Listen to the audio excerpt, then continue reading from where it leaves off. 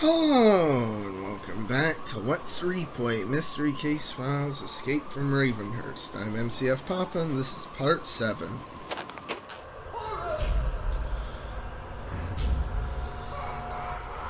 No harm shall be done. Yeah, sure.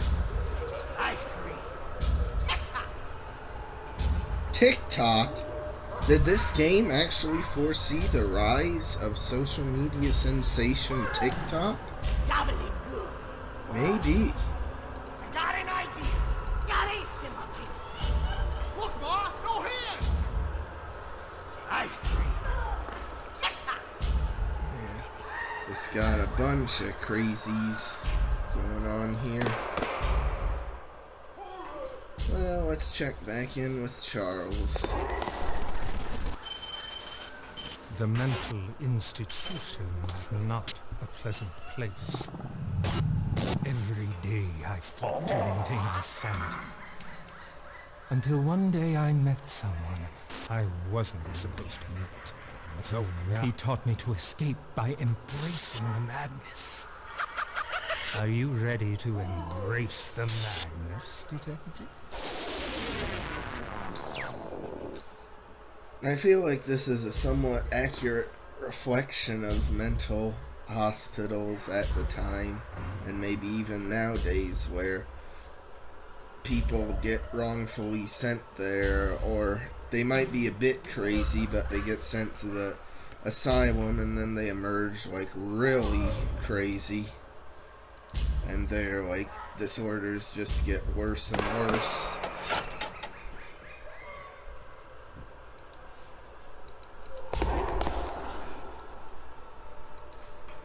And we can play some cards with the guy.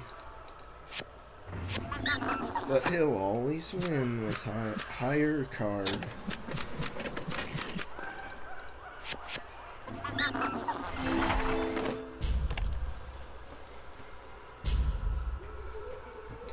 An audience of frozen mannequins observes my exploration of the asylum with indifference, as the screams of patience reverberate through the marble halls. One of the mechanical denizens is outfitted to play some simple game of cards.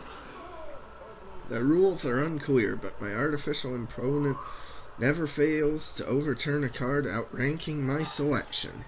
He's obviously cheating, but I'm not sure what I can do about it. I'm tired and frustrated and feel like I'm slipping into a madness that seems conveniently at home in my surroundings. I can feel something. Ooh. And the morphing is the spade turning into a heart.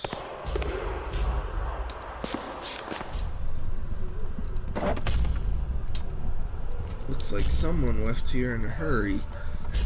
Yeah, I don't know what's up with that, 'cause there's no other human you meet in this whole place. So, why'd Charles, and by extension the game developers, bother to have that in there? I don't know. It's a bit subtle that there's an arrow there for a secret lever. And then we can look on the guy that's banging his head all the time that you can hear throughout the asylum. He has something borrowed. And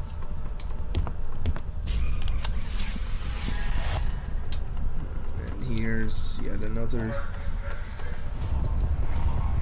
morphing thing.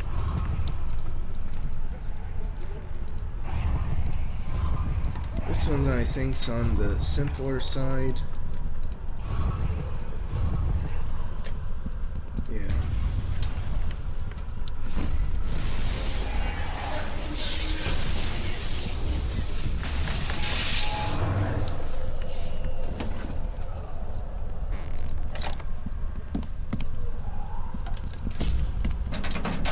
And there's also a locked file cabinet.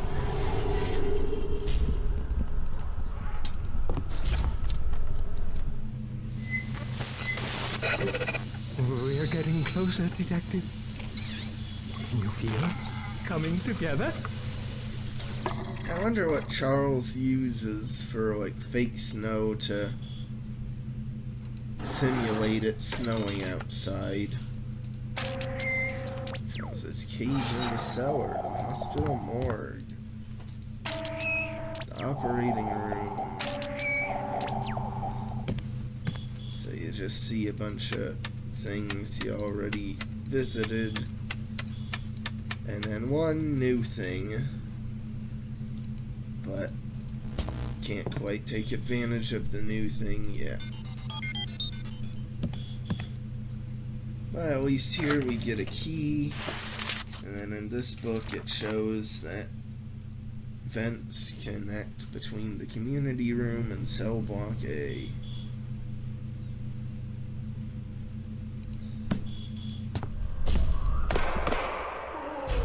Smile. It could be worse. Huh.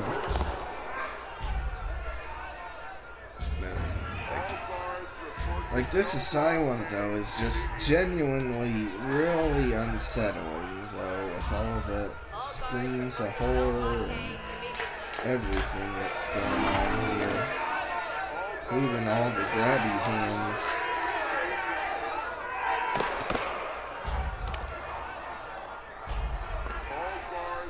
The cacophony of screaming within the asylum appears to be centered around the cell block to the right of the main staircase. Upon ascending the stairs and entering the hallway, I was immediately accosted by the groping of mechanized hands from barred cell windows lining the hall. I'm both intrigued and horrified by the ingenuity required to construct such a spectacle. Though I'm certain I will need to find another way down the passage without being torn to shreds. And the morphing is the tape.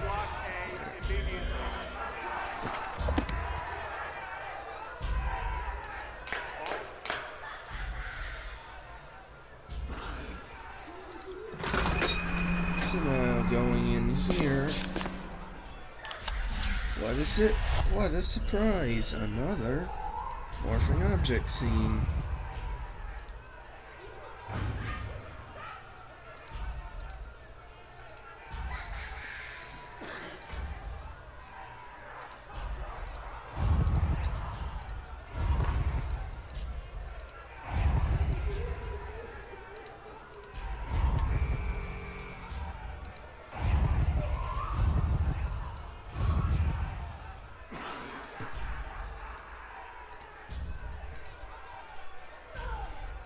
Yeah, this scene, there's usually one that gives me trouble. Oh yeah, the pencil. Pretty small.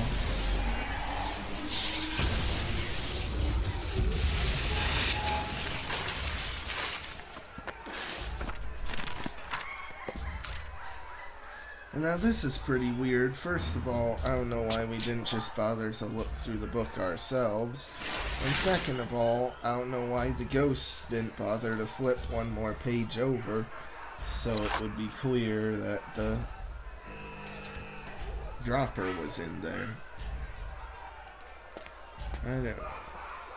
A new lot. The forecast calls for more rain. So what you do is you look on the periodic table for molybdenum, which is 42, rhenium, just taking a guess, 75, Ra, which is radium, 88, and In, which I got no clue what it is 49. So 42, 75, 88, 49. And if you notice, the ones you need are actually slightly darker too, so it's easier to find them compared to the other elements.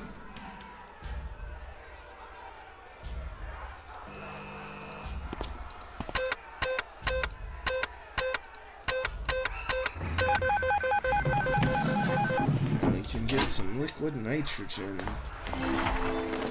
Don't want another escape incident with the sewer grating in the courtyard outside. You think that's a hint? Huh.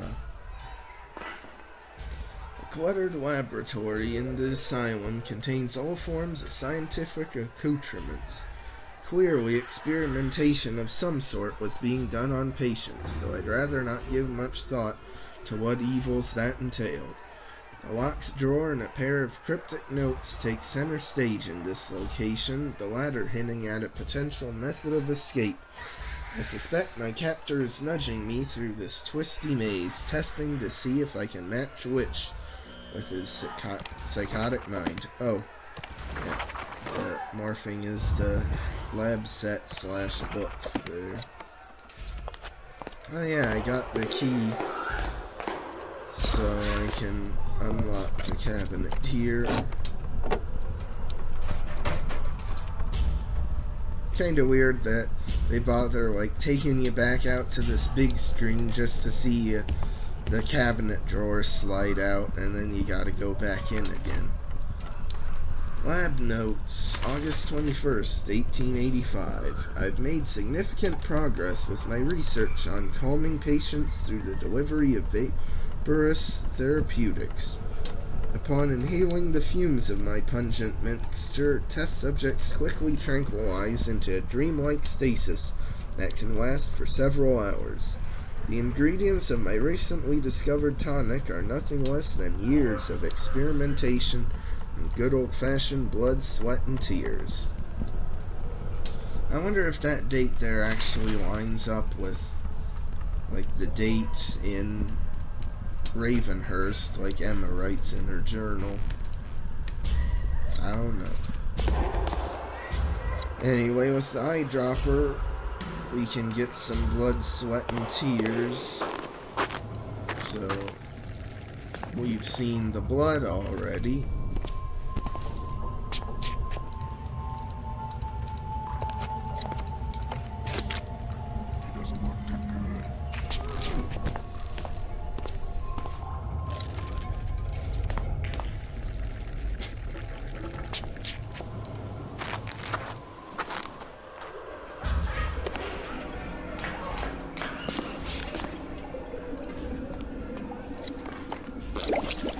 But we haven't seen the sweat or the tears yet, unfortunately. Anyway, on to this thing, and this is actually a really complex kind of super puzzle, like what was in the original Ravenhearst, which is a cool throwback, because they, for some reason, did away with those a ton. Like, there was only a handful in Madame Fate, and then there wasn't even really any in Return to Ravenhearst, Dire Grove, or 13th Skull. They were mostly just one-trick sort of things. Oh, is the thing really, like, just flipped? I never picked up on that.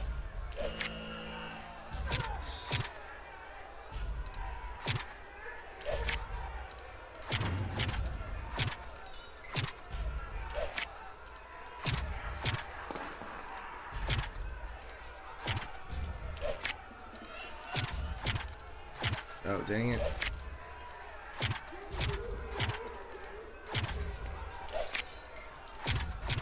Now, this is a lot of trial and error on this thing.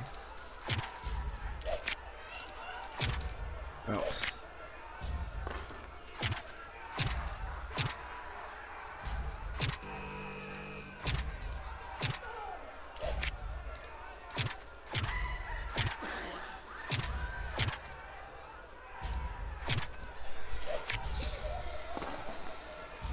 Dang it.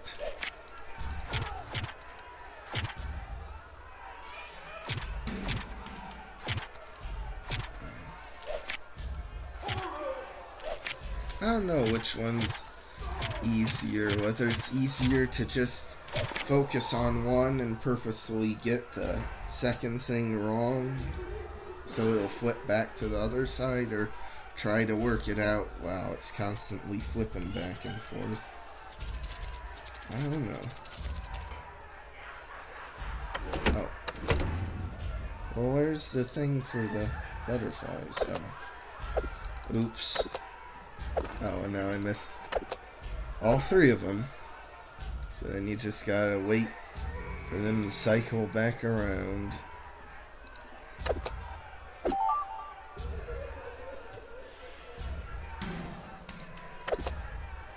Oh, dang it. Yeah, that one was moving too fast for me to get there.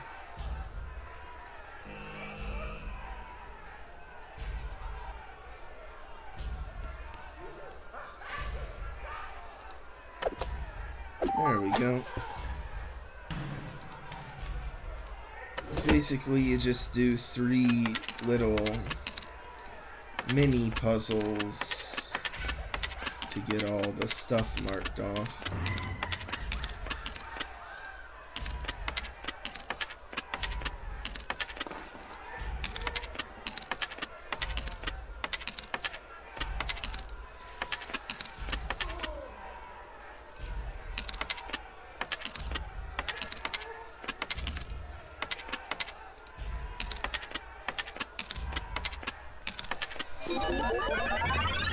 And now with all those done, we can do the crank.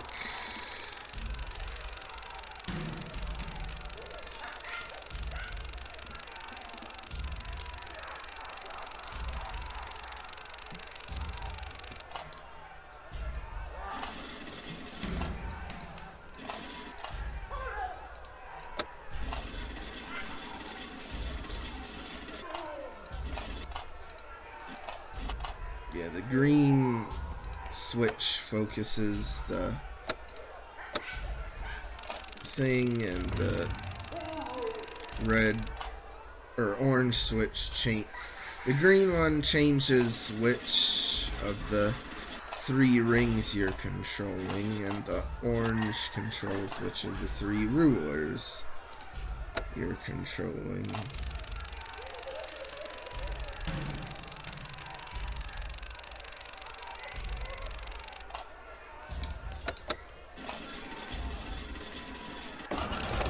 And there we go. See, I mean, that puzzle takes a fair bit of time to complete, but at least you're constantly doing other stuff, like changing what your objectives are, unlike the stupid number puzzle in Charles's house.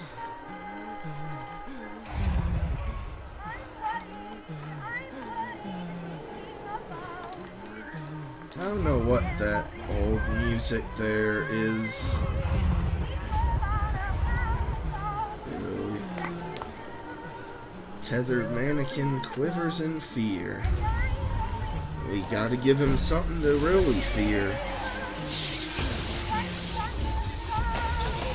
Let's give him some shock therapy, have him ride the lightning. And now he has sweat. So we got ourselves some blood, we got ourselves some sweat, we just need tears.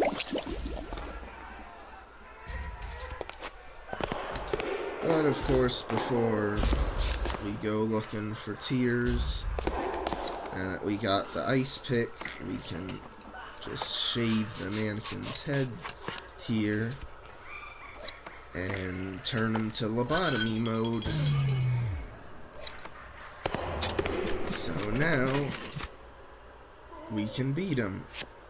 And he can't comprehend it, so he just blows up.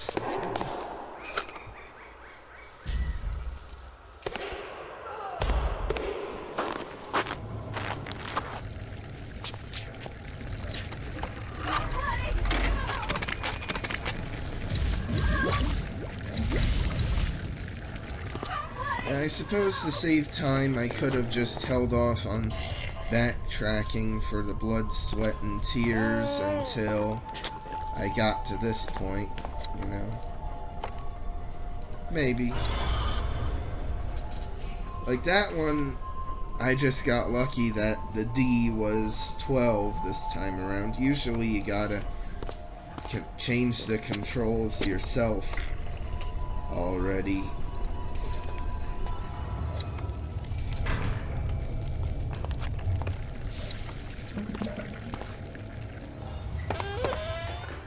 So at least these are a bit more involved with you, like changing elements.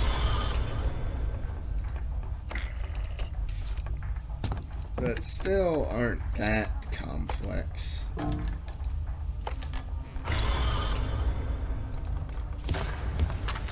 Though it is kind of weird that with this set, like, there's barely any actually in the asylum to collect.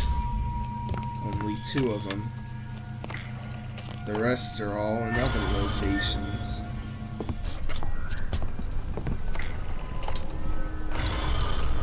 And of course, this one is way back in normal outside Ravenhearst.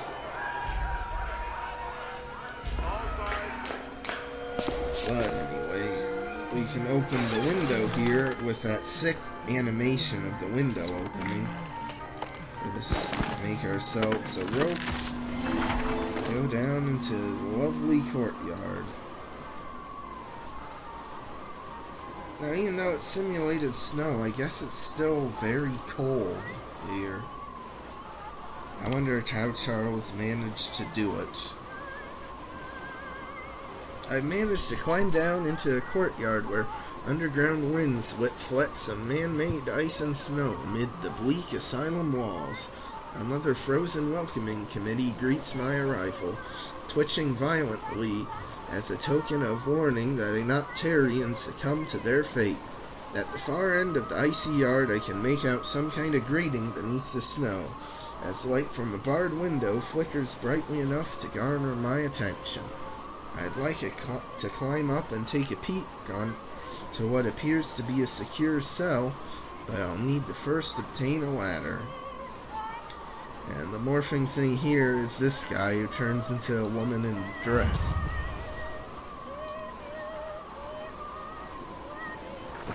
Yeah, by the way, I don't know what music is playing here. I've never heard the song before, but it must be some really cheap to get the rights to music. And anyway, like and subscribe if you want. I'll see you next time when we investigate the grating and maybe, just maybe, escape from this part of Ravenhearst. Yeah, for that matter, why is the game called Escape from Ravenhearst? I don't know. I guess because you got trapped and need to escape yourself? Even though you could have just not bothered investigating in the first place. I don't know. Anyway, like and subscribe if you want. I'll see you in the next part. I'm done now.